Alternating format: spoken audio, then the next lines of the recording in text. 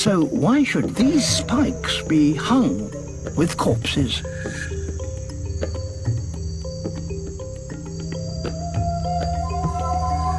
What kind of creature could be responsible for creating such a gruesome scene?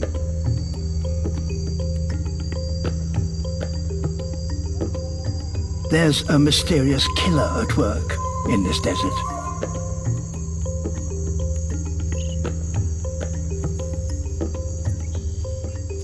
It's a butcher bird. This little songbird uses the spines as a butcher uses his hook to hold its prey as it dismembers it.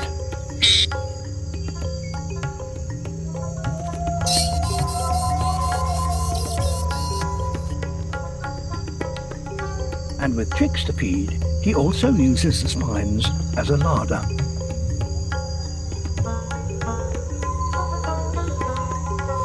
He's been stocking it for weeks. Hanging his prey out of the reach of scavengers on the ground ensures that his newly hatched young will never go hungry. An ingenious solution to making the good times last in the desert. If a little macabre.